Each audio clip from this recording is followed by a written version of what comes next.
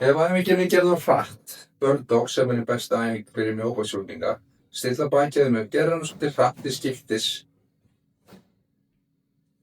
Það sem gerist núna, að hann er rauninni búinn að fara tilbaka áður en að djúpu bakvöðvarnir eru búin að fatta að þeir eiga að vinna. Þannig að best er að gera frekar þannig, krempa hnefa, gera þeir langan, finna miðstöðuna og telja síðan með miðstöðu á bakið 1, 2, 3, 4 og hægt tilbaka. Því djúpu bakvöðvarnir þurfa 3, 4, 5 sekúndur til að kveikja perunni að þeir eiga að stabilisera á sama tíma og allir hinir vöðvarnir vinna. Þannig mjög algengt er að fólk geri þessa æfingu alltaf hratt og nái þar af leiðandi ekki álangur í.